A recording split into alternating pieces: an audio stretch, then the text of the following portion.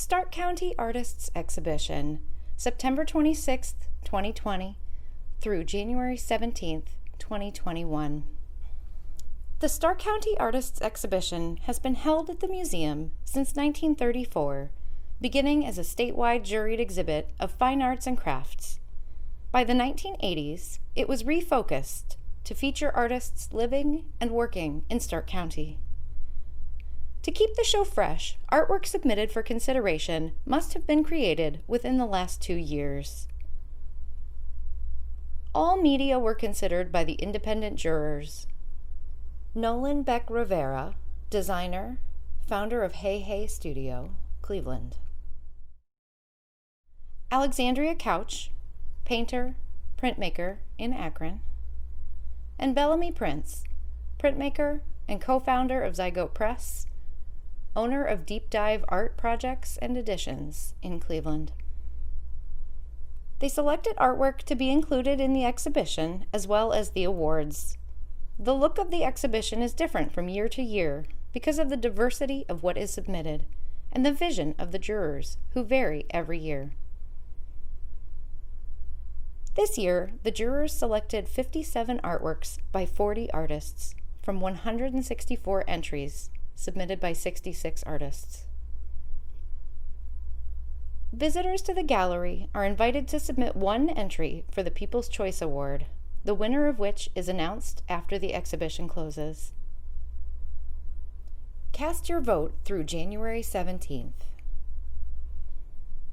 Entry forms can be retrieved at the front reception desk. Most artwork is available for sale, and purchase inquiries can be made at the front reception desk. Exhibition text is available in Braille, courtesy of Clovernook Center for the Blind and Visually Impaired.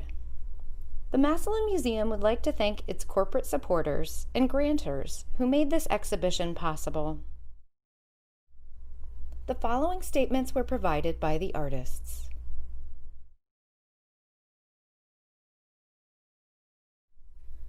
Jess Bennett, Canton, printmaking, honorable mention.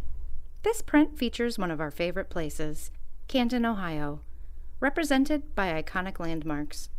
It includes the Canton Courthouse Clock Tower Angels, McKinley Monument, and Canton Palace Theater. Each limited edition print was created in 6 different ink colors, hand-printed on a vintage, mid-century Chandler & Price letterpress printing press. Todd Burgert, Rindy, oil, honorable mention. I follow a number of professional photographers on social media in hopes of being inspired by one of their images. One of those photographers is Sterling Mills, who seems to focus on portraits. Her photo of Rindy was beautifully lit, and the pose, background, and lighting reminded me of a Renaissance painting. She was kind enough to give me permission to turn her lovely photo into a painting, and I hope that I did it justice. Gerald Fox, Imminent Storm. Oil, honorable mention. The viewer of this painting is drawn into an immediate paradox, whether to continue traveling on the inviting country road into the painting, or turn around and flee from the storm and lightning that is rapidly advancing out of the painting. A bold and diverse color palette was intentionally used to enhance the power of the storm. Nicole Malcolm, Making Wishes. Installation, ink, screen print, honorable mention. I often approach each project as an opportunity to express a personal story, a feeling, or an atmosphere. The effect of the setting sun when it hits the bricks of my home and shines through the window panes of my childhood bedroom has inspired this piece. The orange glow takes me back to every time I've blown out my glowing birthday candles and made the same wish, wishing for love, comfort, and peace.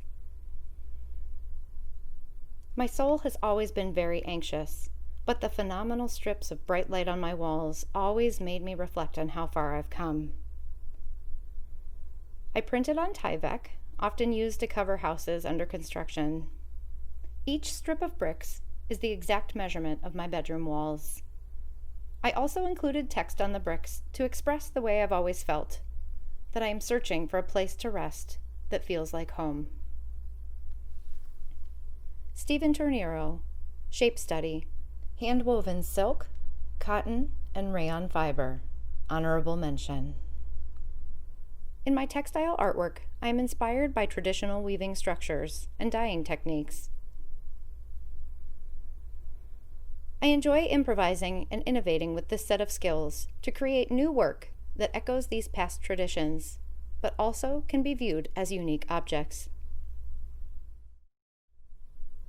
Priscilla Roggenkamp, Not Our Bodies, Ourselves. Dyed Fabric, 3rd place. The book Our Bodies, Ourselves from the 1970s was a groundbreaking effort to share frank and needed information with women. A collective of women wrote about health, sexuality, gender identity, birth control, abortion, abuse, and much more. 50 years on, life has evolved in ways that would make my grandmother's generation proud. We still have a ways to go. Access to birth control and abortion have been restricted. Women in repressive societies endure great hardship. Rape remains an effective way to subjugate women and girls. Here, the Me Too movement, wage disparity, Dr. Nassar, Jeffrey Epstein, discrimination of women in Silicon Valley and in Walmart are still part of us. These hanging camisoles are both strong and vulnerable. They have individual autonomy, and they are collectively tied up in knots and bound to one another. They embody aspects of contemporary womanhood, both here and abroad. Patricia Zinmeister Parker, Shared Desires, A Cup of Coffee. Mixed Media, 2nd place. The painting, Shared Desires, A Cup of Coffee, is all about complementary colors and the optical effects they have on the eye. In addition, I was inspired by trips to Santa Fe and the famous flea market. Walking through the market, one observes a mix of shapes, colors, and textures, all of which inspire any visual artist. These impressions of Santa Fe resulted in the creation of this particular painting. In the central area of the painting are cactus shapes that serve as a subtle center of attention, surrounded by background textures, blue against neon pink.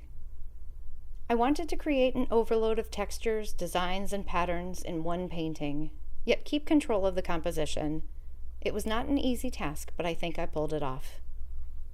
Judy Crew. A Woman's Place Was in the Home. Best in Show. Vintage pieces of embroidery and tatting work made by Crew's husband's grandmother, Anna Drottliff, circa 1930s to 1950s. Vintage works of embroidery made by my husband's grandmother, Anna Drottliff, 1894 to 1978, have been assembled into a 1950s wrap-style dress. The goal was to feature as many pieces as possible, along with a matching coat not on display here, without damaging the delicate handiwork. Hundreds of pieces were made from 1930 to the mid-1960s, including towels, table runners, dresser scarves, and tablecloths. For more information, visit massillonmuseum.org.